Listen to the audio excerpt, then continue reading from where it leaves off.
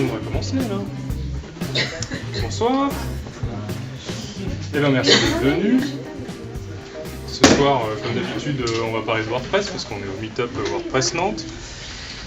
Et je vais commencer par me présenter. Je m'appelle Arnaud Banvillé, je suis développeur chez Matière Noire, qui est donc une...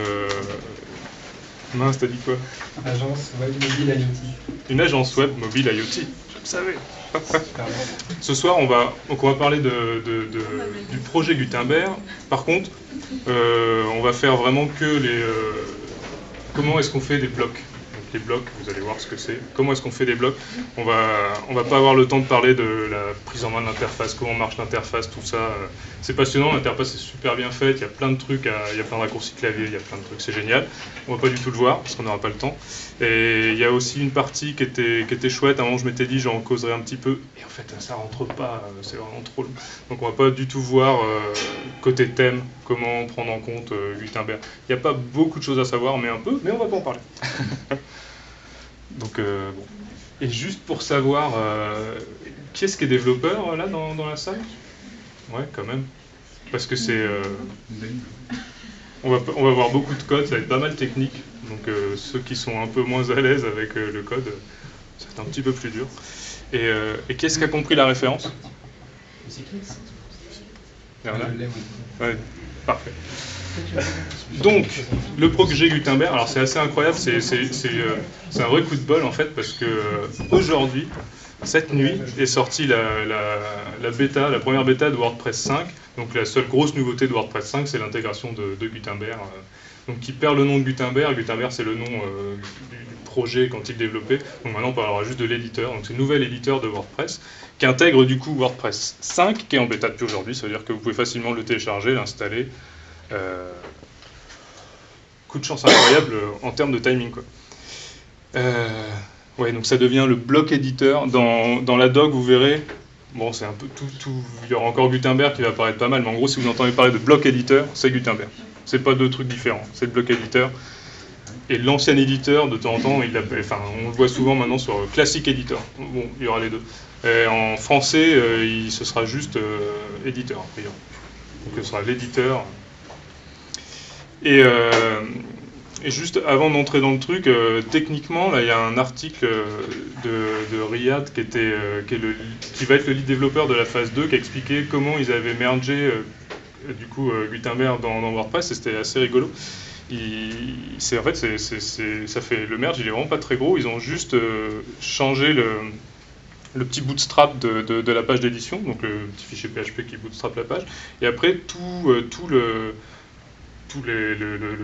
JavaScript qui compose le nouvel éditeur, qui est entièrement JavaScript en React, pour ceux qui ne le savaient pas. C'est des packages, donc c'est vraiment des dépendances JavaScript, quoi. Et c'est assez nouveau, et du coup, alors je ne sais pas exactement comment ça va être fait, mais a priori, les packages vont quand même être maintenus sur GitHub. On pourra facilement du coup participer au corps de WordPress sur GitHub.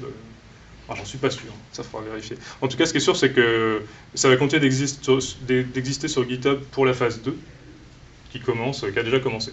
Et la phase 2 du projet Gutenberg, on va pas non plus en parler ce soir, mais vite fait, c'est en gros, la phase 1, c'était l'éditeur d'articles, de pages, là, donc rentrer du contenu. Et la phase 2, c'est on va pouvoir éditer toute la page avec des blocs. Donc les menus deviennent blocs, les widgets qu'on mettait dans des zones widgetisables, tout ça, ça devient des blocs. Tout devient bloc.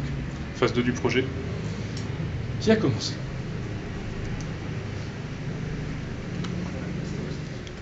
Alors, on est parti. Donc pour créer des blocs, on commence par créer des petits plugins. Donc ça, il y avait déjà eu des meet-ups sur la création de plugins. Donc en gros, pour faire simple, on crée un dossier dans plugin, tout ça. Donc ça, j'espère que ça parle à peu près à tout le monde. On crée un dossier et dedans, donc on va commencer à voir comment on va faire. Un des premiers trucs, c'est que on fait du JavaScript maintenant, beaucoup, vous allez voir. Et quand on développe en WordPress, on met toujours le debug à true, et quand on fait du JavaScript, on rajoute aussi script debug à true si on met pas le script. Donc ça, c'est dans le WP config de votre install de WordPress. J'espère que tout le monde voit à peu près où ça va. Si on met pas le script debug à true, dans l'admin, tous les fichiers sont minifiés. Du coup, on a du mal à voir, et surtout, on voit pas bien les erreurs. Voilà, on prend la version pas minifiée des fichiers JavaScript, on a des vrais messages d'erreur, tout ça. On en a plein, c'est génial. Donc ensuite, on commence un petit plugin, et là, on arrive dans la problématique qu'on connaît moins si vous venez du PHP, mais en JavaScript, à l'heure actuelle, on écrit du JavaScript dans une version qui est différente de JavaScript qui est consommée par le navigateur. Donc, on a besoin de faire une petite tambouille. Il y a plusieurs moyens de le faire. Vous pouvez, il y a un petit projet qui s'appelle Crane Guten Block qui vient avec un truc déjà tout fait. Si vous n'avez pas envie de vous embêter avec les Babel et tout ça et tout ça. Et sinon, il y a un petit plugin starter proposé par Riyad. Riyad, toujours le lead développeur de la phase 2, lead développeur technique de la phase 2. Et moi, je suis parti avec ça parce que je trouve que son approche est vachement bien, c'est vachement plus petit. Donc, en gros, vous avez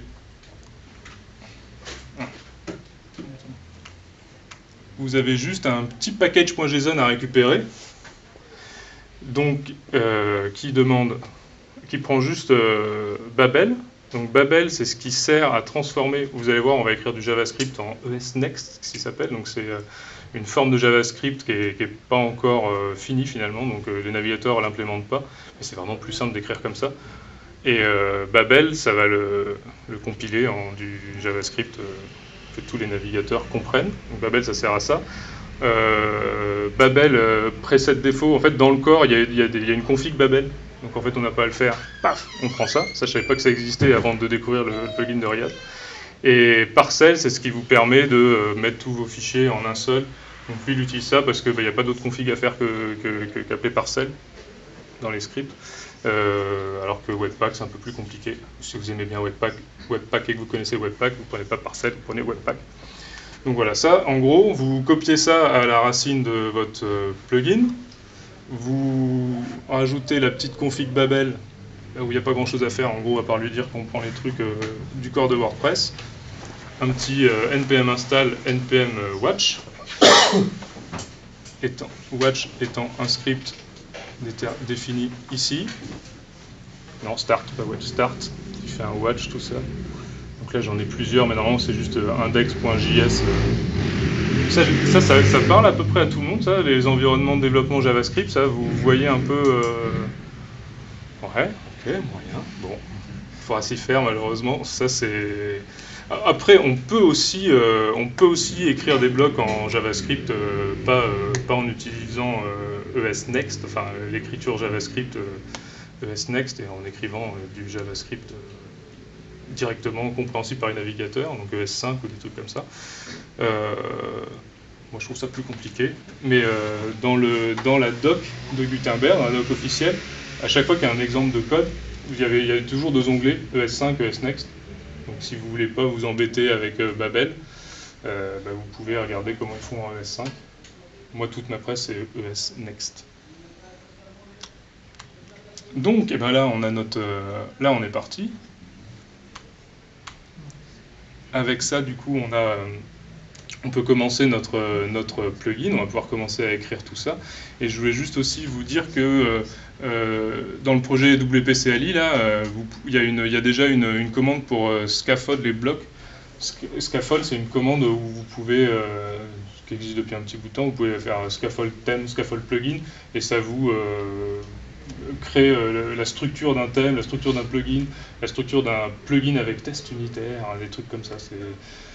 C'est vachement cool. Ils ont déjà un scaffold block. Alors le scaffold block, il gère pas ce petit côté-là, mais ils vous font déjà les petits fichiers, déjà un peu de code, tout ça, c'est un peu pratique. Plutôt très pratique même. Donc ça, n'hésitez pas. Et bien on est parti. Alors maintenant qu'on a tout ça, avant je vais juste vous montrer qu'on peut, sans créer des nouveaux blocs, on peut déjà faire 2-3 trucs. Parce qu'en fait, ils ont une notion Je vais vous la montrer en visuel pour qu'on comprenne bien de quoi on parle. Ils ont une notion de style et on peut rajouter des styles. Donc ça, par exemple, c'est un bloc de galerie. Et vous avez, ici, là, vous avez une notion de style où on peut changer le style de la citation. Donc en gros, c'est un même bloc, mais juste avec... en gros, c'est si le marquage HTML vous convient, mais que vous voulez un style différent, les blocs, ils ont une notion de style, et vous pouvez en rajouter autant que vous voulez. Tout ce que ça fait, c'est que dans le marquage HTML de votre bloc, sur la div qui encadre tout le bloc, il va rajouter une classe. Donc ça veut dire que sans changer les blocs, vous pouvez juste, ça rajoute une petite classe, puis vous, après en CSS, vous le stylez comme vous voulez. Donc si vous voulez une galerie qui ressemble à autre chose, mais que le marquage de la galerie vous convient, faites ça, parce que sinon c'est beaucoup plus compliqué de refaire tout le truc. Et donc pour le faire, dans votre petit PHP, vous faites juste un enquête script de votre du script, et dans le script, dans votre fichier JS, il n'y a que ça à mettre, quoi. WP, c'est une variable globale setée par WordPress dans l'admin, donc vous récupérez la variable globale, bloc, qui fait partie de WP, et puis là vous avez un register block style. Ici vous dites ça c'est l'identifiant du bloc qui vous intéresse. Tous les blocs, ils ont toujours un identifiant unique avec un namespace et puis le nom du bloc. Donc tous les blocs du core, ils ont le namespace core. Et après le nom du bloc. Donc là, paf, ça c'est typiquement c'est le bloc que je viens de montrer. Et il n'y a que ces deux trucs là à passer, le name et le label. Donc le label, c'est ce que vous voyez dans la sidebar. Et le name, c'est la classe qui va être ajoutée. Ce sera is style votre name. Et après, vous pouvez styler comme vous voulez le bloc. Donc ça, moi, je trouve ça assez pratique. C'est quand même bon à savoir. Mais on est là pour créer des blocs, alors on va créer des blocs. Comment ça marche pour créer un bloc? Donc là, vous êtes dans votre plugin, vous créez votre petit fichier PHP. Sur le add action init, vous faites un register script. Vous register.q, là on le register. Vous pouvez même, on peut faire plusieurs scripts, mais là on en fait un. Et après, vous faites un register block type. Là, vous mettez l'identifiant avec, pareil, le namespace et le nom de votre plugin. Et après, vous passez un editor script, vous passez le script que vous venez de register juste au-dessus.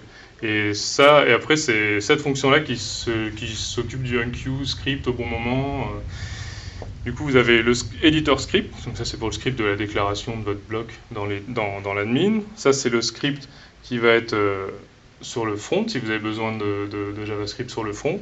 Et tout ça va gérer aussi les enqueues, tout ça.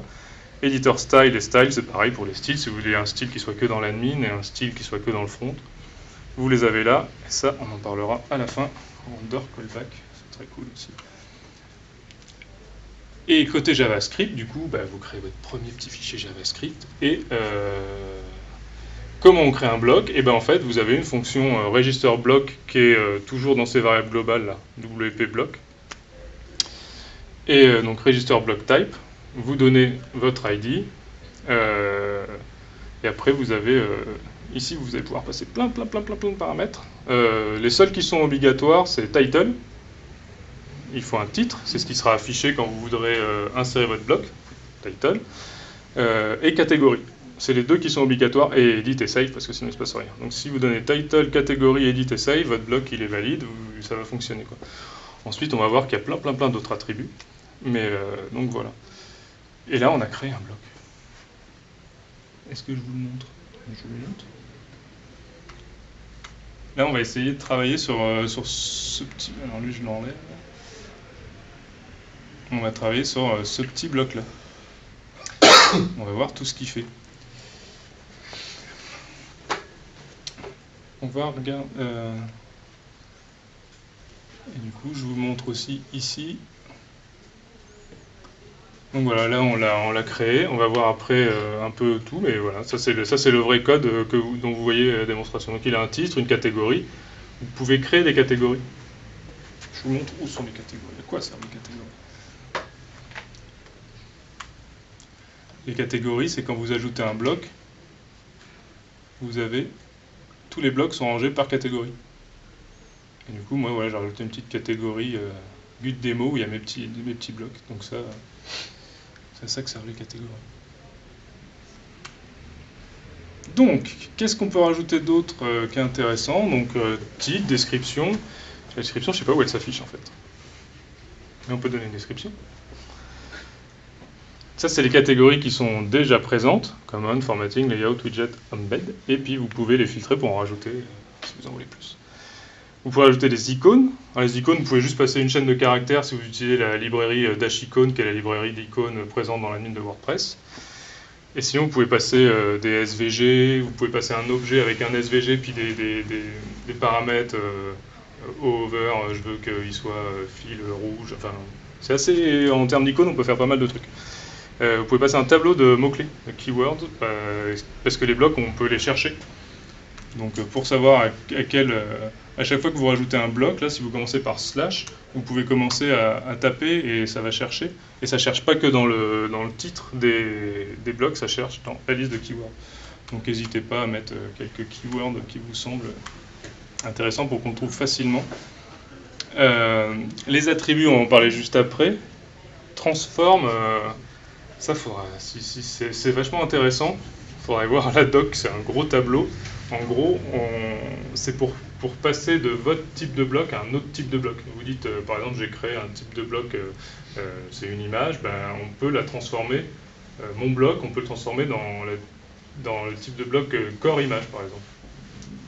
Et ça sert vachement, quand on l'utilise, on s'en rend compte. Moi, typiquement, je m'en sers tout le temps pour, j'écris, dès qu'on est dans l'éditeur, dès qu'on fait entrer, ça crée un nouveau bloc paragraphe par défaut. Donc vous commencez à écrire et en fait c'est un titre, et en fait vous sélectionnez votre bloc qui est un peu bloc de type paragraphe parce que c'est le bloc par défaut, puis vous le transformez en titre. Et hop, ça devient un bloc titre. Donc il y a un mécanisme de transformation de bloc et ça peut être intéressant des fois de dire mon bloc, plutôt que de le supprimer, d'en recréer un qui a à peu près le même contenu mais qui est d'un type différent, vous pouvez proposer ce qui soit transformé. Et en gros, c'est un tableau qui dit, moi, il peut être transformé en tel type de bloc, vous passez l'ID, puis après vous dites, mon attribut, par exemple, mon texte devient le texte de l'autre, mon image ici, ça devient l'image là de ce bloc-là. Il suffit juste de faire une passerelle d'attribut à attribut. Et puis vous allez pouvoir le transformer. Parent, on en parlera un petit peu à la fin. Support, c'est assez chouette, ça vous fait c'est plein de petits paramètres qui sont dans le corps que vous pouvez mettre sur votre bloc juste en le déclarant dans support. Typiquement les alignements gauche, droite, centre. Ça, c'est géré juste avec des classes, comme à l'heure actuelle dans WordPress, align left, align right, align center. Et du coup, là, juste en disant support align, votre bloc, il a ça. Il peut être aligné à gauche, à droite, avec les petites classes, les mêmes qui étaient là avant, quoi. Align wide, c'est une nouveauté du projet Gutenberg qui est hyper intéressante. En gros, ça propose de sortir du container. Donc, vous avez votre page et vous pouvez faire... c'est quoi? C'est wide, donc ça sort un peu, et full, ça doit aller gauche-droite de votre fenêtre. Donc ça vous fait des présentations super chouettes. Si votre thème le supporte. Si le thème ne le supporte pas, vous pouvez le déclarer en support, il ne se passera rien. Le bouton apparaîtra même pas de toute façon. Donc, si le thème supporte le line wide, et vous mettez support line wide, vous aurez le bouton. Ce sera super chouette. Encore, c'est les encres HTML. Dans le corps, il n'y a qu'un bloc qui l'a, c'est les titres. Sur les titres, maintenant, vous pouvez mettre une encre et du coup faire un lien vers une section de votre page. Donc si vous voulez vous aussi que votre bloc puisse avoir une encre, support encore. Custom class name, c'est parce que votre corps peut avoir une custom class name. Donc ça, si vous n'en voulez pas, par défaut, c'est vrai. Et si vous n'en pouvez pas, dans les supports, vous dites custom class name false et vous ne l'aurez pas. Class name, c'est parce qu'il y a un mécanisme de classe. Chaque bloc a une class name, donc une classe qui est automatiquement construite avec l'ID. Donc l'ID, c'est le namespace / le nom, et du coup la classe de votre bloc, ce sera namespace - le nom du bloc. Et vous l'aurez automatiquement sur la div quand on tourne votre bloc. Vous aurez la class name qui se mettra toute seule. Si vous n'en voulez pas, class name à false, et vous ne l'aurez pas. HTML, c'est parce que tous les blocs, par défaut, on peut les visualiser en HTML. Si vous ne voulez pas de ça, vous lui dites j'ai fait n'importe quoi.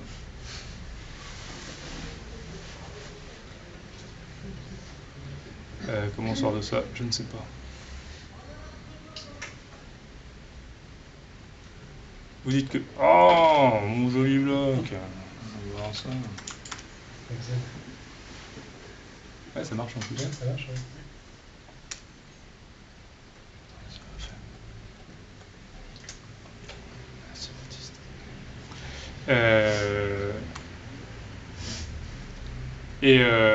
Inserter, bah alors ça j'ai pas trop capté pourquoi c'était là, mais en gros si vous voulez qu'il soit pas dans la liste des blocs proposés, vous mettez inserter à false et il apparaît pas dans la liste des blocs proposés.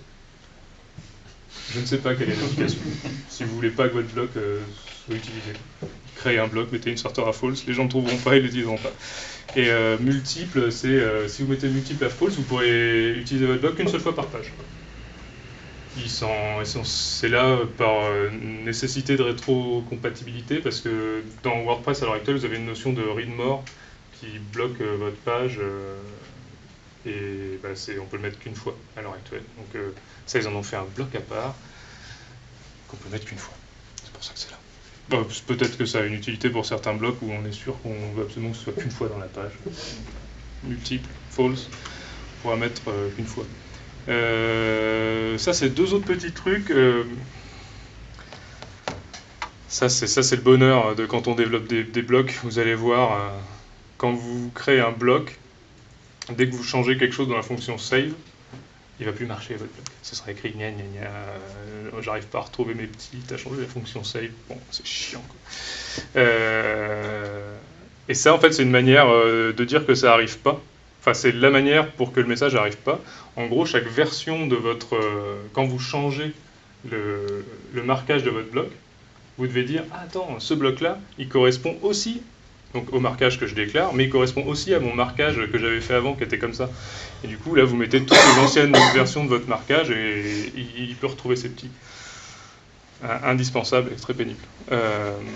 Et là, les styles, c'est ce qu'on avait vu tout à l'heure. On peut enregistrer un style sur un autre bloc, mais on peut dans son bloc déclarer des styles déjà. Donc on passe un petit tableau de style avec aussi le name label. Et c'est là où on aura les styles qu'on avait vu tout à l'heure dans la sidebar. Je choisis mon style, ça rajoute une classe et je style le même marquage différemment juste en CSS. Pas mal, hein? Allez, on attaque la partie vraiment fun. Donc la fonction edit qu'on avait vue au début. Quand on crée un bloc, là je vous avais dit, donc là on a vu un peu tout ce qu'on peut mettre ici, et après il y a deux fonctions importantes, edit et save. Et bien edit c'est tout simplement ce qui va correspondre à ça.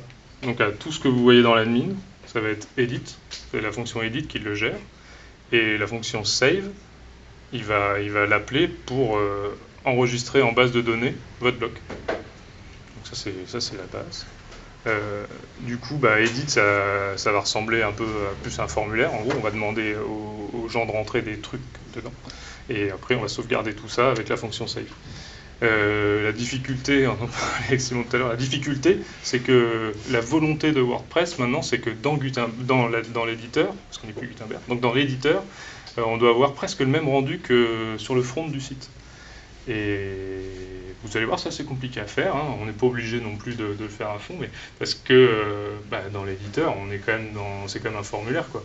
Là où vous allez afficher un paragraphe, dans l'éditeur, vous allez afficher un champ input. Il faut que les gens puissent rentrer des trucs dans un paragraphe. Et vous allez voir, style est toujours pareil, un champ input, un paragraphe, c'est pas toujours évident. Mais voilà. Donc, la fonction edit. La fonction edit, c'est là où on attaque la partie un peu React, c'est un composant React. Donc vous pouvez faire juste une fonction, parce qu'une fonction c'est un composant React, donc ça vous pouvez faire ça. Ou vous pouvez passer un vrai composant dérivé, enfin un composant classe, parce que les autres c'est vrai composant quand même, mais un composant de type classe, et du coup pour ça, faut, comme en React, il y en a qui ne voient pas du tout comment fonctionne React quand même. Ouais, pas du tout. Pas de chance. C'est vachement bien, React. Je vous explique React en 1 minute. Je vous explique pas tout React, les concepts de base. Donc React, c'est une classe qui étend la classe React Component. Ça, c'est le principe. dans notre WordPress, ils nous donnent, on ne travaille pas en React directement. Ils ont une abstraction de React, ce qui va leur permettre de gérer la rétrocompatibilité. Si React change des trucs qu'ils ne veulent pas prendre, mais eux, ils auront quand même une espèce de tampon. Donc en gros, tout ça pour dire qu'on n'étend pas React Component, mais on étend Component qu'on a récupéré dans WP Element, qui nous est fourni par WordPress. Donc ça, on a une classe. Dans React, une classe, notre classe qui est dans Component, en gros, elle a un render. Donc render, c'est à chaque fois qu'on va afficher mon bloc, ça va passer dans la fonction render et afficher ce truc-là. Et la magie, c'est que on va gérer des attributs, donc tout ce qui va être variable. Dès que je change quelque chose, automatiquement, et là, nous, on n'a pas à le faire, dès qu'on change une variable de notre classe, paf, ça rejoue toute la fonction render. C'est la magie de React. Il y a deux grands types de variables dans nos classes React. C'est les props. Donc les props, c'est les variables qui sont transmises, héritées en fait des composants qu'appelle le nôtre, quoi, du reste de votre interface. Donc elles, on ne peut pas y toucher, quoi, mais on fait que les afficher. Et on peut aussi en avoir des propres, qui appartiennent à notre classe, et ça, c'est les states. Et en gros, dans React, on va bosser avec des states, avec des props. Et dès qu'on va changer les states, ou dès que les props vont changer parce que quelque chose a changé au-dessus de nous, on va retourner dans le render. C'était React en pas longtemps, ça. Mais ça, c'est le concept. Voilà, vite fait. Très vite fait. Et du coup, la fonction edit, elle fonctionne pareil. Donc, soit vous donnez juste une fonction JavaScript, et en fait, ça, c'est comme si vous donniez que render. Donc, elle va être rappelée à chaque fois qu'il y a une props qui va changer. Soit vous pouvez faire toute une classe et profiter dans React, ils appellent ça le life cycle. Donc, en gros, vous allez pouvoir dire, attention, quand mon composant est mount, donc quand il est chargé, ouais. Quand il est chargé, je fais quelque chose. Dès que j'ai une state ou une props qui change, je peux faire une action. Vous allez pouvoir intervenir à chaque fois qu'il se passe quelque chose sur votre composant. C'est le life cycle React. Donc si vous en avez besoin sur vos composants, ça va arriver assez vite si vous faites des composants un peu costauds. Il vaut mieux carrément faire une classe en faisant un extend de composantes que vous récupérez. Mais si vous faites des petits composants, juste déclarer une fonction, comme ça, là, comme le save, juste une fonction ici, vous pouvez déjà vous en sortir pas mal. Ok. Dans notre fonction edit, là, notre classe edit, comme vous avez choisi, vous récupérez dans les props, donc dans les propriétés qui sont héritées, vous récupérez attributes, set attributes. Donc ça, du coup, ça va correspondre aux variables aux variables de votre classe, quoi, grosso modo. Ça, vous allez récupérer. Si vous voulez les changer, il faudra appeler cet attribut pour changer vos attributs. Vous allez récupérer le class name, que vous allez pouvoir afficher, mais si vous ne le faites pas, ça le fait tout seul. Mais quand même. Et vous allez récupérer isSelected, qui était hyper intéressant avant et dont on n'a plus trop besoin maintenant. Mais en gros, si vous voulez savoir si votre bloc est sélectionné, pour faire une action quand il est sélectionné, vous avez isSelected dans vos props.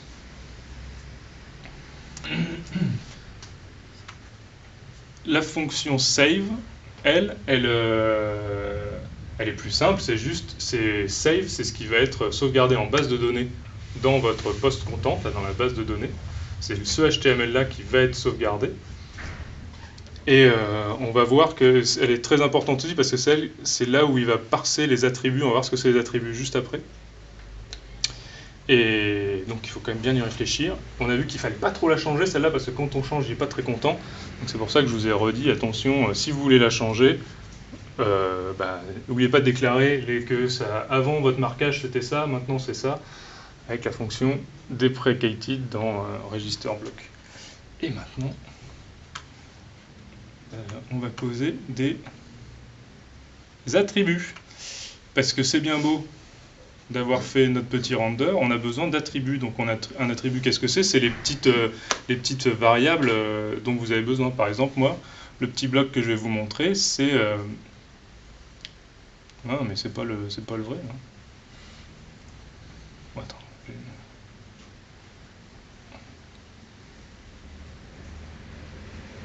Je le vire. Ça, c'est une notion dont on va pas parler, mais il y a une notion de reusable block. On peut déclarer un bloc comme étant, on peut le fixer, et puis après, il est réutilisable. Super cool. Donc, là, j'ai fait juste un petit bloc qui va vous afficher un lien.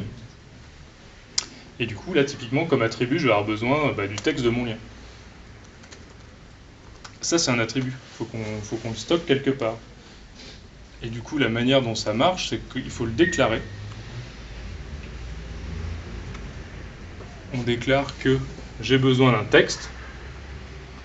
Et par contre, pour le récupérer, quand j'édite mon bloc, quand je reviens sur mon article, en gros, quoi, pour que lui il sache où il est stocké, comme en base on stocke que le HTML que vous avez déclaré dans notre fonction save, vous allez lui dire le texte c'est le HTML de mon sélecteur. Sélecteur, c'est des sélecteurs CSS. Vous pouvez faire A, la classe que vous voulez.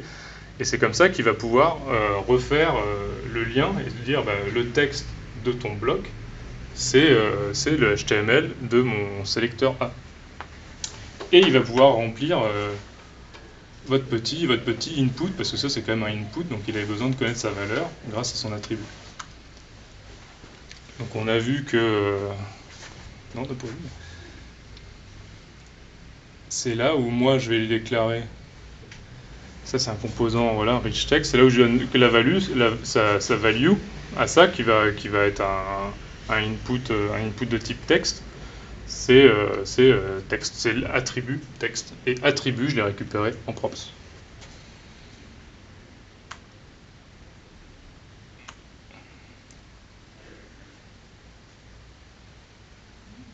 Et il y a plusieurs sources possibles.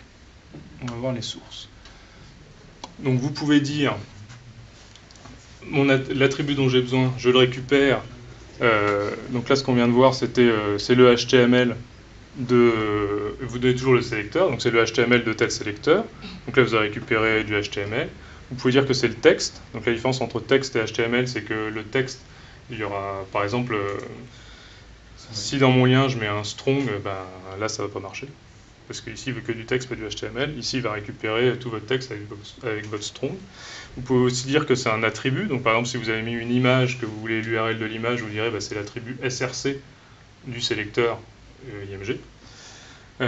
Vous pouvez aussi faire un tableau d'attributs. Si votre attribut, c'est un tableau, si on reprend l'exemple de l'image, si vous voulez que votre attribut, ce soit le tableau des différents attributs de l'image, vous pouvez faire un tableau en disant il y en a un c'est le alt, il y en a un c'est le src.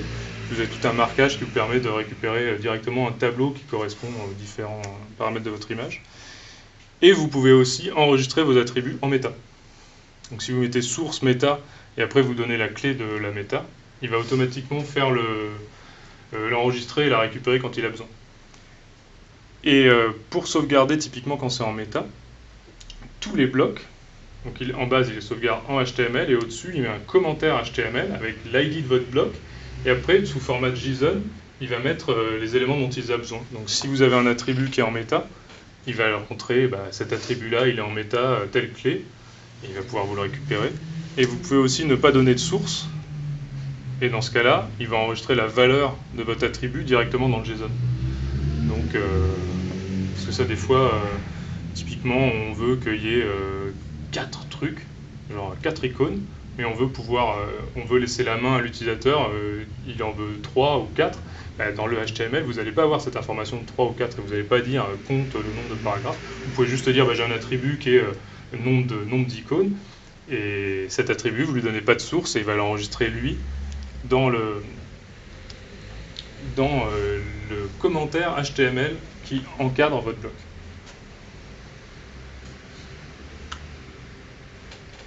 Et ça, typiquement, voilà, ça peut ressembler à ça. Voilà. Là, par exemple, j'ai besoin d'un attribut ID. Je dis que c'est un type number, je ne mets pas de source. Il va l'enregistrer dans son commentaire HTML.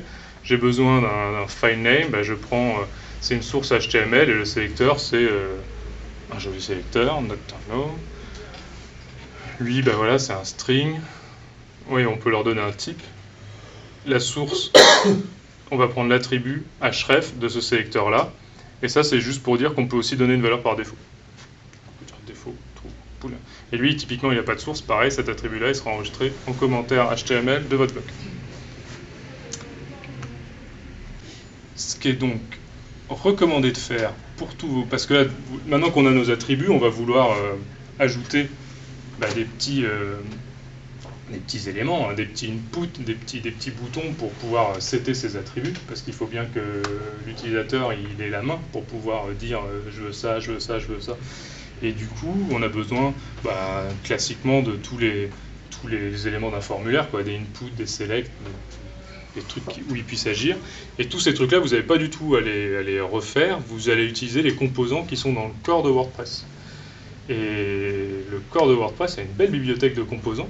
Et comme je vous ai dit au début, tous ces trucs-là, c'est des packages maintenant, des packages externes. Ils sont pas, WordPress les consomme aussi en package NPM, enfin en package JavaScript. Et ils les ont découpés en plein de packages différents. Et ce qui est assez rigolo, c'est que du coup, toute cette banque de composants, vous pouvez l'utiliser sur n'importe quel projet. Vous faites un npm install @WordPress componente --safe, paf, vous avez les composants, vous pouvez l'utiliser où vous voulez. Et c'est vrai pour tout nouvel éditeur, et comme ça, c'est vraiment une série de packages. Et c'est comme ça que Drupal, typiquement, s'est dit, ah bah tiens, on va essayer, et il y a un projet pour mettre le projet Gutenberg dans Drupal.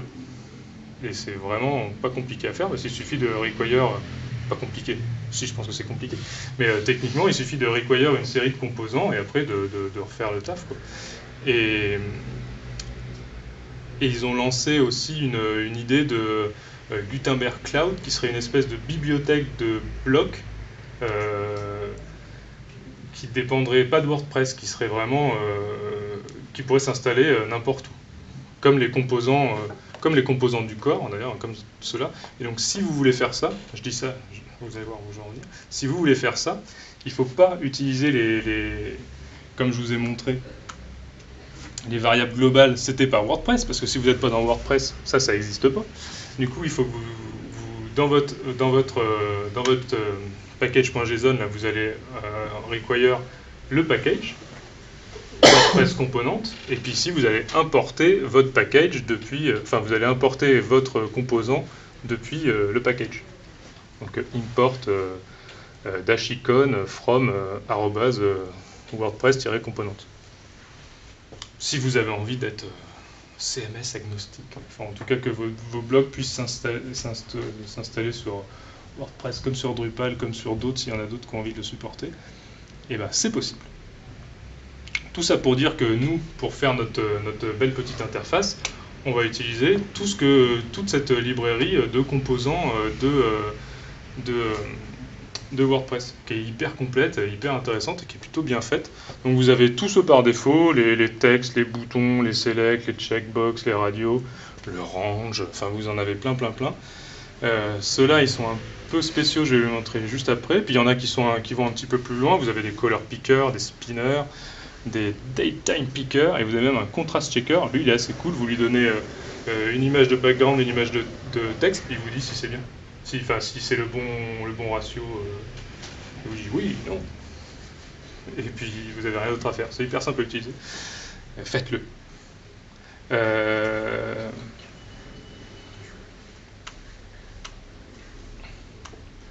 Du coup, si on reprend mon petit bloc de démo, là par exemple, donc, pour pouvoir rentrer du texte, un des composants que j'ai utilisé, qu'on utilise du coup assez souvent, c'est le rich text. Et le rich text, il permet de faire pas mal de trucs. Vous pouvez lui dire que vous pouvez lui donner le type number, type machin, et en gros ça va vous faire un input de type, par défaut c'est du texte. Vous allez pouvoir faire pas mal de trucs, dont ça, c'est pratique. Vous pouvez lui dire que votre rich text, il prend le formatting control, bold, italique. Et ça va vous donner ça tout seul, là, automatiquement. Là, vous n'avez plus grand chose à faire et vous pouvez. Tous ces petits trucs-là, voilà. Et puis là, ça va vous faire la balise strong, ça va vous faire tout ça tout seul. Donc le composant rich text, typiquement, il est chouette pour récupérer du texte. Mais maintenant, si on veut, par exemple, rajouter une petite icône bien, pas bien, Et ben c'est pareil, tous ces petits trucs-là. Ah oui, non, ça c'était pour vous montrer. Il y a deux zones qui sont cool. C'est la petite zone de contrôle ici et la petite zone de contrôle ici. Donc, ici, vous mettez que des... c'est que des attributs qui vont être importants pour tout le bloc.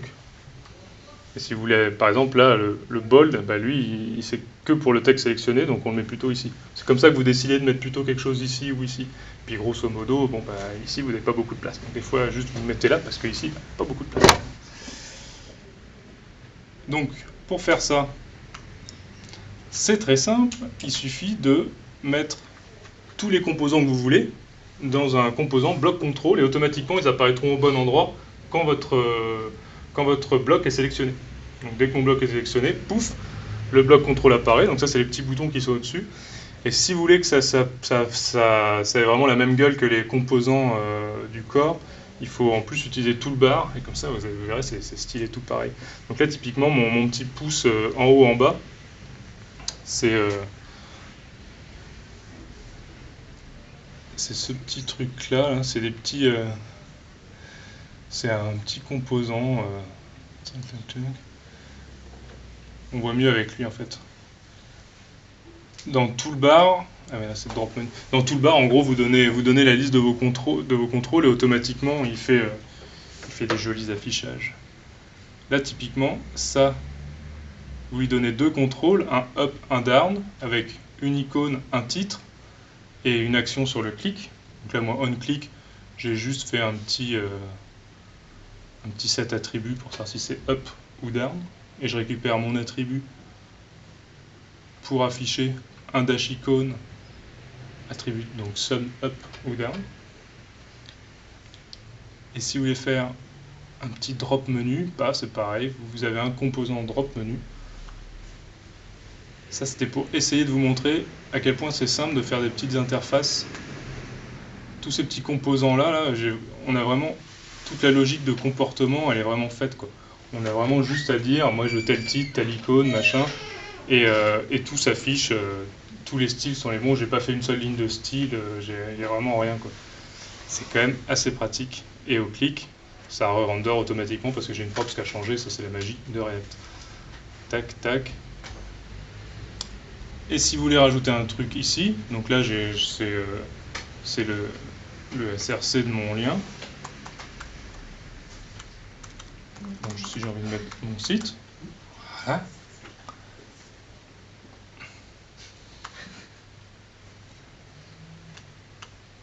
Et bien pour ça, il y a un autre composant qui s'appelle inspecteur contrôle. Et ça, automatiquement, ça va aller se mettre dans la sidebar. Donc vous faites inspecteur contrôle. Si vous voulez, le panel body. Le panel body, c'est le petit composant qui permet de faire le petit accordéon comme ça. Donc vous dites, moi, je veux que ça s'affiche dans un petit accordéon. Donc dans un petit accordéon, vous dites juste tab panel body avec un titre. Et après, dedans, vous allez lister tous les contrôles que vous voulez. Donc là, typiquement, paf, un petit composant text control. Vous lui donnez son label, la valeur. Là, j'ai fait un type URL. Quand on change quelque chose, on set l'attribut. Et tout change, quoi. Donc c'est quand même,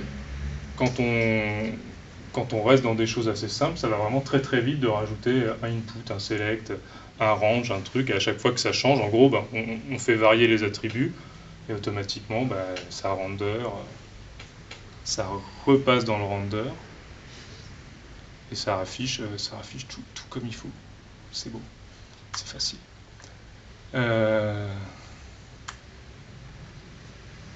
Donc ça, c'est les attributs. Les deux zones qu'on vient de voir, le bloc contrôle, inspecteur contrôle. Donc la petite zone au-dessus, la petite zone à droite. Donc ça couvre à peu près... je vous montre quand même juste le save que moi j'ai fait. Le save, il est... donc comme j'ai utilisé un rich text, j'utilise un rich text content pour le save. C'est comme ça qu'on récupère le contenu d'un rich text content. Vous pouvez donner le tag name, là j'ai mis un A avec un href, l'attribut href, là c'est l'attribut href et le texte donc que je récupère de mes attributs. Et pour l'icône, j'utilise le composant dashIcone qui va sauvegarder en base, lui il va sauvegarder directement en SVG. Et du coup après vous voyez mes attributs, je récupère, lui je le récupère du coup, je peux pas le parser dans mon HTML, donc je l'ai pas mis de source, donc il va aller dans mon commentaire HTML. Et pour les autres, je lui dis le href c'est l'attribut href, le texte c'est le HTML du lien. Et hop, il retrouve tous mes attributs, ma fonction save elle fonctionne. On va voir deux autres types de blocs beaucoup plus simples. C'était la partie vraiment compliquée, on vient de la finir. Le inner block, c'est mon bloc préféré, parce que c'est trop cool. On en parlait juste avant qu'on discutait de ACF. Sachez que l'ACF a mis, pour l'instant c'est quoi? C'est un plugin à part pour avoir le truc. En gros, tout le monde va associer ACF, Advanced Custom Field, pour créer des méta à tous ces contenus. Et ACF, donc avant on pouvait créer plein de metabox pour ajouter des cartes, des répéteurs, des champs de toutes les j'en ai vraiment beaucoup. Et maintenant en fait ils font une espèce de constructeur de blocs, on va pouvoir créer un bloc et dire dedans je veux un champ date, un champ truc, et donc je pense, mais j'ai pas regardé, c'est un peu récent tout ça. Je pense qu'ils utilisent inner block. Inner block, en gros, vous allez déclarer un bloc, comme on a vu, register block avec un titre, un machin, tout. Mais par contre, dans l'edit, vous dites juste que c'est un inner block. J'ai quand même une petite div avec le class name là. Et en gros, vous dites juste que c'est un inner block, et en gros, ça va vous permettre, il va pouvoir accueillir des blocs. Donc ça c'est très pratique si vous voulez faire par exemple un bloc où vous savez que vous avez besoin, par exemple vous voulez faire un bloc où il y a une image, un titre et un contenu. Vous voulez ça, avec un marquage un peu que vous allez maîtriser. Et vous dites inner block, et dedans vous allez pouvoir dire les blocs que vous voulez, dans l'ordre que vous voulez, en leur donnant même les attributs. Vous pouvez même leur fournir les attributs. Donc vous dites, moi mon bloc en fait c'est, voilà par exemple j'ai un paragraphe, une image, un paragraphe. Et du coup, ça c'est hyper puissant, surtout si vous faites des sites pour des clients, vous leur donnez un peu la main, mais pas trop. Donc vous avez quand même des blocs qui sont, c'est quand même préconfiguré. Et vous rajoutez un petit template lock all, là ils peuvent rien bouger. Ils peuvent pas en enlever, ils peuvent pas en ajouter. Vous pouvez aussi faire en sorte que le template lock, là vous pouvez dire, ils font ce qu'ils veulent. Je sais plus comment, il faut regarder exactement ce qu'il faut écrire. Il y a trois trucs, en gros, on donne un template par défaut, mais vous pouvez les enlever, les réordonner, en rajouter d'autres. Ouais. Vous pouvez dire, ça c'est la base, vous pouvez en rajouter d'autres en dessous, mais ça, il y a ça. Et vous pouvez dire lock all, et alors là, il y a ça, il n'y a que ça, vous pouvez rien rajouter. Donc ça, c'est vachement pratique, du coup, pour construire rapidement des petits blocs, genre si vous voulez... voilà, vous avez une maquette et vous voulez vite faire le petit truc, genre je veux la petite photo, les avis des clients, la petite photo, les petites étoiles, et puis le paragraphe et la petite signature, paf, je crée un petit bloc tout prêt pour mon client, il a juste à récupérer avis client, il a son truc, il a juste à glisser la photo, la photo, la petite note, le paragraphe, la petite signature, et vous avez juste fait ça. Et pour le save, il suffit de faire inner block content. Vous gérez rien, tout est fait pour vous. Ça, c'est cool. Et l'autre type de bloc, c'est le bloc dynamique. Parce que là, tout ce qu'on a vu, c'était du contenu rentré par votre utilisateur. Il a vraiment rentré le contenu à la main. Ça ne va pas changer. Mais par exemple, vous voulez un bloc qui affiche les 5 derniers articles. Les 5 derniers articles, ils vont changer. Il ne va pas repasser, changer son bloc à chaque fois qu'il publie un article, repasser. Donc il y avait quand même ce besoin d'avoir des blocs dynamiques. Et alors c'est là où c'est là où je m'embrouille. C'est là où c'est compliqué les blocs dynamiques. C'est que, bon, je vous explique comment il faut faire, mais comment il ne faut pas faire. Alors, comment il faut faire? Les blocs dynamiques, vous faites dans votre PHP, quand vous déclarez votre bloc là, pour que les enqueueScripts se fassent au bon endroit, vous rajoutez un callback PHP. Et en gros, à chaque fois que le bloc va s'afficher, c'est la fonction PHP qui va prendre le relais et qui va faire le rendu, plus les composants React. Donc côté blog, il n'y a vraiment plus grand chose à faire parce qu'en gros le save il return nul parce qu'on ne veut rien sauvegarder en base, c'est pas en base, c'est dynamique. Donc on return nul. Pour faire joli, dans l'edit vous pouvez utiliser le server side render qui est un composant toujours dans la librairie des composants qui lui en fait va faire un appel à Ajax, va aller appeler votre fonction PHP et va vous l'afficher dans votre éditeur. Bien sûr, vous pouvez rajouter des attributs si vous avez besoin. Par exemple, si on prend mon exemple des derniers articles publiés, vous allez pouvoir dire t'en veux combien. Donc un attribut de compte, et vous passez vos attributs au serveur site render, et lui il va aller vous afficher 5 si vous avez demandé 5, 4 si vous avez demandé 4. Vous pouvez dire quelle catégorie, vous faites un select de catégorie, ça va aller chercher que les articles de la bonne catégorie. Donc il y a quand même une notion d'attribut que vous passez au serveur side render. Dans la fonction PHP, lors de l'affichage, les attributs, vous allez les récupérer automatiquement dans le paramètre de votre fonction.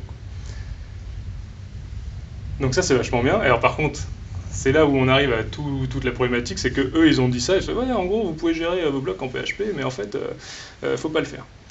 Et ce qu'ils voudraient, eux, c'est que ce soit que du JavaScript. Donc en gros, ils disent, il n'y a pas besoin de blocs dynamiques, parce qu'il suffit de créer une route dans la PRS qui va faire, vous allez récupérer le JSON qui vous intéresse. La plupart des routes, elles existent. Si vous voulez faire les 10 derniers articles, vous appelez la route de l'API Post, les récupérer, vous pouvez passer les paramètres, tout ça, ça existe. Et après, du coup, vous récupérez un JSON, en React, vous faites votre affichage. Le seul souci, c'est que la réponse, c'est ouais, mais côté front, qu'est-ce que je fais? J'ai pas de React côté front. Si tout mon thème il est en PHP, qu'est-ce que je fais? C'est là où il y a ce qu'il faudrait faire idéalement, effectivement, ce serait tout faire en JavaScript, ce serait super bien, mais ça veut dire qu'il faut avoir un front en JavaScript qui va appeler les routes et tout. Donc bon, c'est tout le petit souci, et bon, en gros, ils disent, bon, d'accord, vous pouvez utiliser du PHP, et nous, on fera le côté éditeur, on a ça pour faire automatiquement l'appel, et puis en front, là, c'est carrément, au moment où il récupère le contenu, il parse en gros, il va quand même sauvegarder juste un commentaire HTML, disant, c'est tel bloc avec tel attribut, il appelle la fonction, et vous le rend, et vous l'affiche.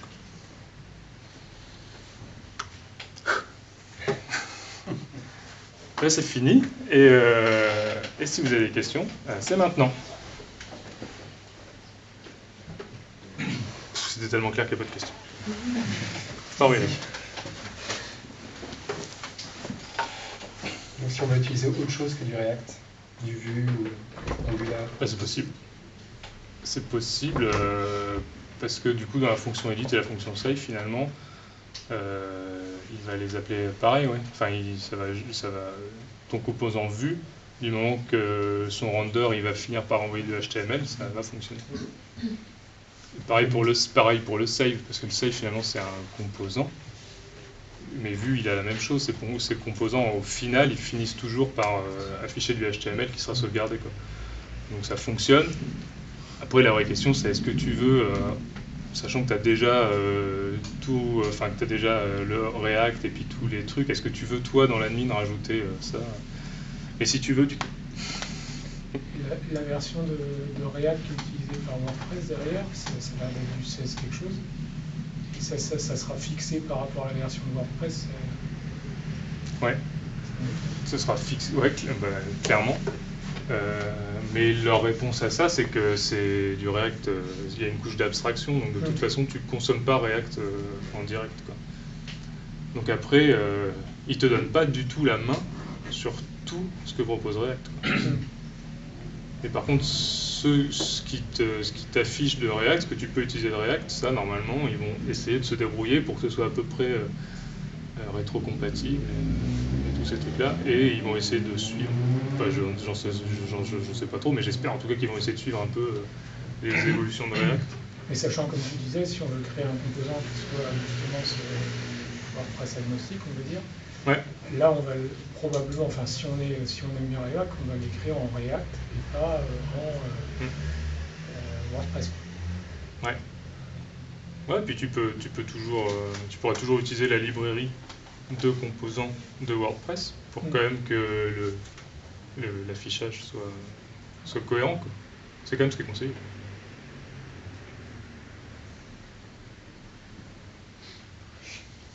Ouais, on va rentrer dans une période assez longue, à mon avis, de legacy.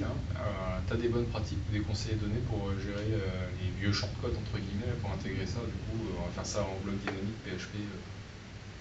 Oui, je pense que si tu as un plugin qui utilise des shortcodes, clairement, le bloc dynamique, ça va être la réponse la plus rapide et puis la plus simple. Ok. Et ouais, non. Les metabox sont compatibles. Si tu as un plugin qui gère des metabox, ça, tu n'as pas besoin d'y toucher, il les affiche. ACF marche bien, Yoast marche bien avec Gutenberg. Ils ont quand même vraiment beaucoup bossé sur leur rétrocompatibilité. Il y a un bloc shortcode. Donc, quelque part, si tu as un plugin qui gère des shortcodes, tu peux toujours insérer un bloc shortcode et puis écrire ton shortcode, ça va marcher. Ok. Et du coup, question induite, enfin, j'ai pas regardé le roadmap et tout, mais le support des metabox, c'est pas prêt de s'arrêter, a priori. Enfin, ah non, ça va rester. Bah, ils encouragent dès à présent tous les éditeurs de plugins et de thèmes qui gèrent des metabox là, j'avais pas le temps, c'était déjà assez dense comme présentation. J'avais pas le temps de vous montrer, mais c'est la plugin API, ils appellent ça, pour gérer tout ce qui est pas dans l'éditeur en fait. Parce que là, les blocs c'est que dans l'éditeur. Et du coup, vous pouvez très bien gérer typiquement les metabox qui ont toujours été à côté. Là, maintenant, il y a une API aussi pour gérer, ça se met souvent dans la sidebar. Vous pouvez rajouter des champs, des trucs pour enregistrer ce que faisaient les metabox, quoi. Ça existe. C'est la plugin API, si ça vous intéresse. Et pareil, on a accès à toute la librairie de composants pour gérer ces petits formulaires. Par contre, les mécanismes pour récupérer et sauvegarder en base, ils ne sont pas automatiques, pas comme les blocs. Il faut maîtriser un peu React et 2-3 concepts React pour y arriver. Question con, mais là on a un site lambda en 4 points quelque chose, ça passe en 5, tout se passe bien ou... Tout se passe bien. Sûr ? Ils ont vraiment fait un gros travail de rétrocompatibilité. Alors déjà, dans l'immédiat, tu fais la mise à jour, tout ce qui est en base, c'est pas touché. Ils font pas une moulinette pour aller... Et du coup, quand tu retournes sur ta page, ils ont en fait un bloc qui est l'ancien éditeur, qui est le TinyMC. Donc en gros, quand tu y vas, tu as tout ton contenu qui est dans un bloc TinyMC. Et tu as un petit bouton où tu peux faire... et c'est là où tu prends des risques. Tu peux faire convertir en bloc. Oui, donc c'est ça. C'est au moment en fait, où tu es dans l'éditeur qu'il y a éventuellement quelque chose qui peut se passer. Tant que tu n'y retournes pas, de toute façon, il n'y a aucun problème. Rien ne saute. Et après, si tu as peur, tu peux rester avec... tu peux gérer tout ton contenu dans un seul bloc TinyMC. Alors là, ça perd tout son intérêt, mais c'est possible. Ouais, non, mais c'est une question temporaire. Mais du coup, ça saute pas. Alors du coup, si vous en voulez pas du tout, il y a un plugin qui désactive Gutenberg, un truc comme Classic Editor. Ouais. Et par contre, il y a un plugin qui est vachement plus intéressant, et je sais plus comment il s'appelle, ça j'aurais dû noter. C'est 10up, je crois qu'il a fait, une grosse agence, et en fait qui vous permet de désactiver le nouvel éditeur, mais par post-it.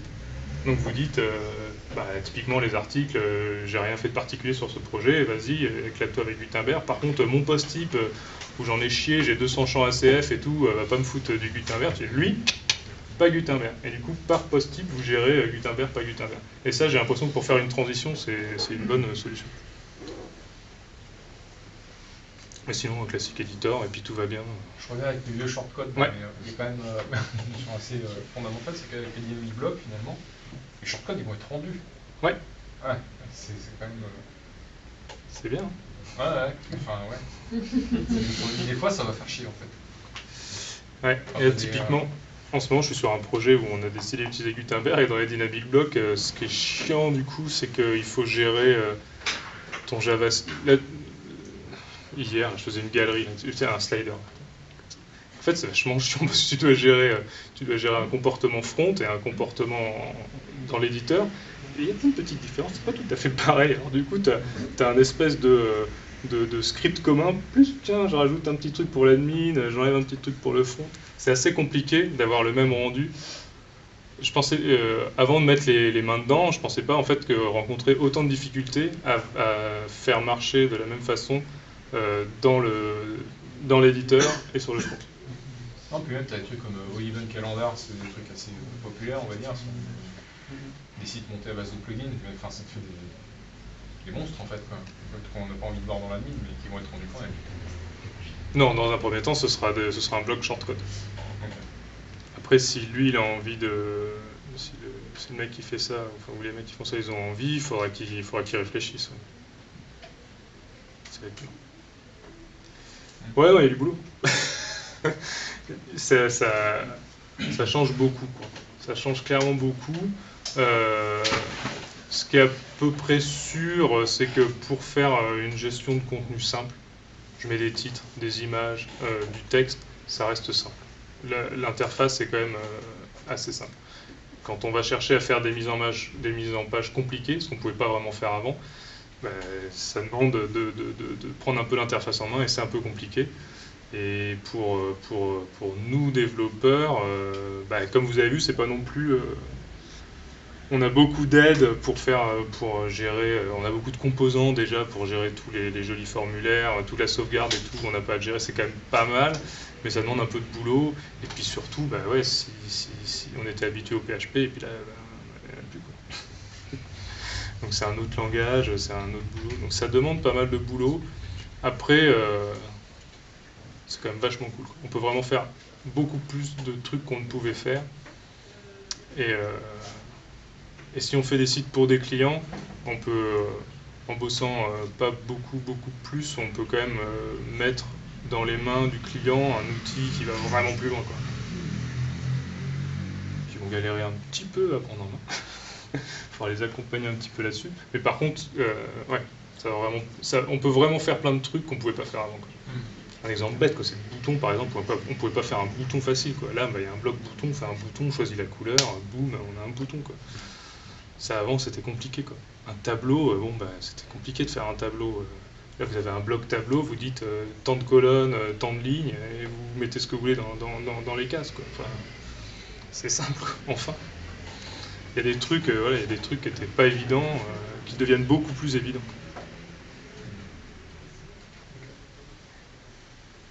Et les shortcodes, ils en veulent plus. Enfin, faudra arrêter d'en faire. L'avenir du shortcode c'est pas génial. Mais après, tous les gros plugins ont bien suivi le truc. Hein. Si vous avez des plugins, j'espère que vous avez suivi et que vous y êtes mis un peu aussi. Mais bon, ça fonctionne. Et essayez du coup la bêta de WordPress 5. Il y a dans WordPress 5, il y a du coup l'éditeur qui change et puis il y a un nouveau thème. Donc c'est super cool. Il y a un nouveau thème, donc qui est tout joli et qui fait tous les blocs comme il faut, enfin en gros qui fait tout ce qu'il faut pour utiliser Gutenberg. Et ils ont mis à jour tous les anciens tomes, tous les anciens 20 là, pour qu'ils gèrent les blocs Gutenberg. Mais il n'est pas en React, le font du nouveau thème ? Non, il n'est pas en React. Non, on n'est pas encore obligé de faire les fontes en React. Non, mais pas obligé, mais c'est vrai, ils auraient pu mettre un thème pour montrer... Non, c'est vachement bien ce qu'ils ont fait. Ils ont vraiment fait un thème qui est assez proche des autres, mais qui t'explique juste les bonnes pratiques pour gérer Gutenberg. Donc, étudiez-le. Comme tous les thèmes 20, toutes les bonnes pratiques sont dedans. C'est des bons thèmes à dépouiller et à regarder. Mais les thèmes, en gros, c'est des pour ceux qui font des thèmes, c'est des add support, des add thème support. Vous dites, je supporte le Align Wide, et puis après, vous en CSS, à vous de gérer côté front uniquement, pas côté éditeur, à vous de gérer le côté. Les blocs peuvent aller full, quoi. Donc, si vous avez une sidebar, c'est super chiant à faire en CSS. Il faut sortir du conteneur, mais moins la sidebar à gauche. Bon, voilà. Ça, c'est votre boulot. À vous de le faire si vous décidez de le faire. Et après, vous avez, pour les thèmes, vous avez des palettes de couleurs, c'est hyper cool. Il y a une notion de palette de couleurs, et du coup, le thème peut dire, bah, moi, je donne telle palette de couleurs. Et après, dans l'éditeur, vous pouvez faire vous pouvez jouer avec les couleurs, mais qu'avec la palette de couleurs. Et ça, c'est cool. Ça évite l'effet sapin de Noël, tout en laissant... quand même, les gens, ils peuvent jouer avec les couleurs. Ils sont contents quand les gens jouent avec les couleurs. Grosso modo, avec Gutenberg, ils peuvent faire beaucoup plus de merde qu'avant. Un client qui a mauvais goût aura un site qui a encore plus mauvais goût.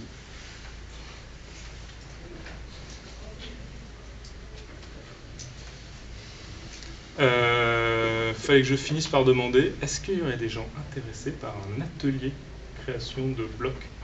Donc un atelier, ça veut dire on se pose par petits groupes à des tables, on vient avec une idée de j'ai envie de faire ça comme bloc, genre ah, bah, j'ai un vieux plugin où je gère un shortcode, et du coup on en discute, on a des ordis et on essaye de...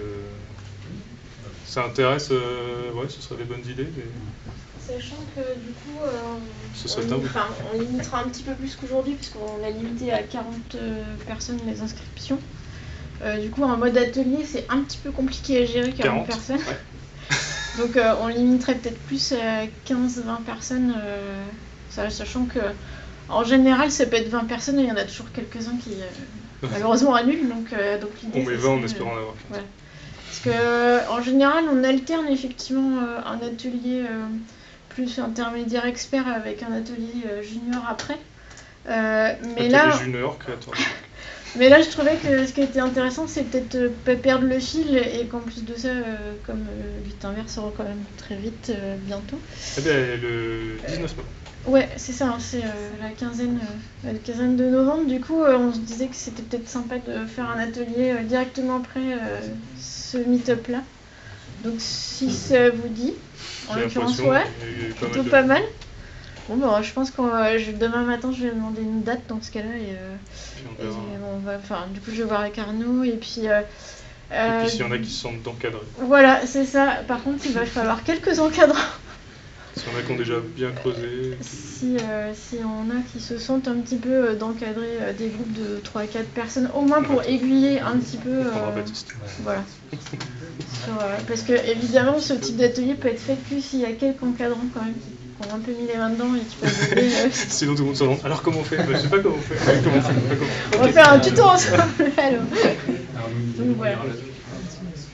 Et ouais, si, quand même, je finis juste sur un truc, c'est que si vous vous attendez à trouver plein de docs pour les développeurs, c'est mort, il n'y a rien, c'est de l'enfer. Mais ça... Ça viendra peut-être. Hein. Il y a un gros travail qui est en train d'être fait.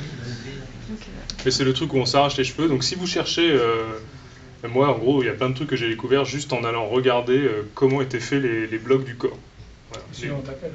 Si on m'appelle.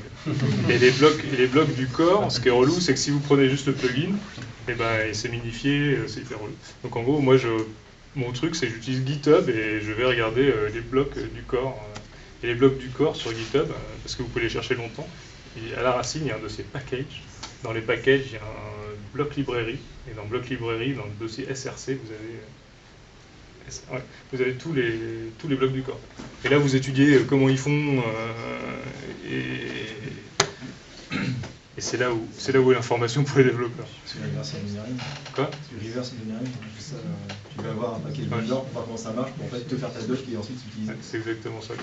Et sur tous les composants là qui sont super chouettes là, il y a une énorme, enfin il y en a vraiment pas mal quoi.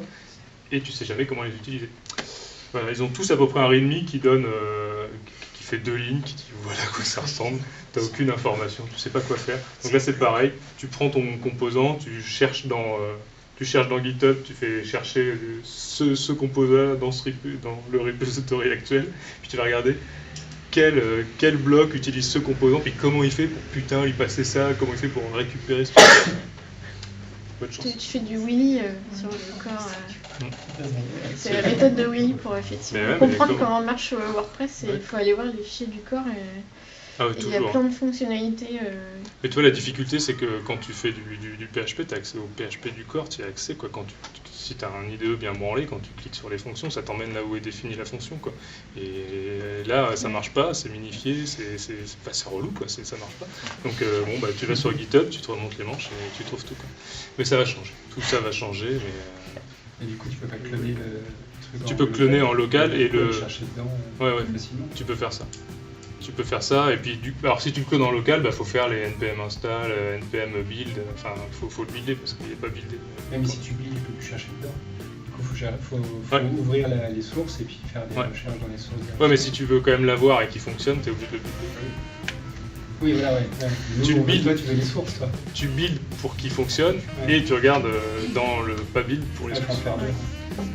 Non, mais c'est au même endroit. Mais si tu le builds pas, tu peux pas l'utiliser en plugin. npm install, npm run build. Mais moi, c'est comme ça que j'ai en local aussi. Mais finalement, je vais sur GitHub parce que la recherche est vachement bien branlée et que tu vois plein de trucs. Et que quand même, tous les composants, ils ont un readme à la racine. Donc de temps en temps, tu as de l'info quand même.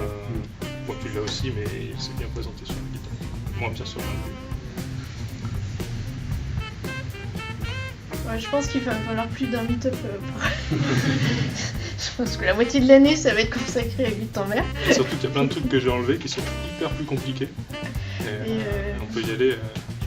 On en parlait avec Simon juste avant. Si vous vous demandez comment faire des requêtes, il faut pas faire de fetch directement sur l'API pour récupérer. Si vous voulez choper une info sur votre blog, et ben faut pas faire de fetch directement. Faut utiliser des trucs hyper compliqués qu'on n'a pas vu et qu'on verra pas, qui sont pas documentés. Ah, comment c'était? J'ai tout cassé. Oui, comme ça, non, mais c'est vachement bien. Mais il y a plein d'autres trucs. Enfin, on peut continuer de creuser le sujet du nouvel éditeur ultra puissant. Merci Arnaud.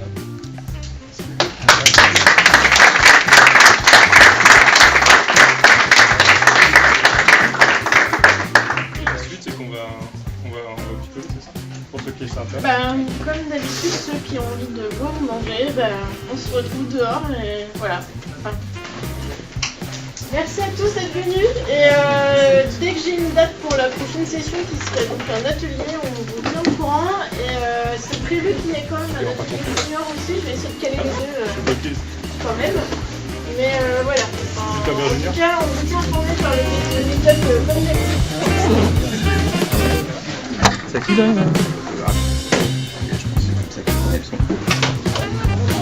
Ah, il est là depuis le début.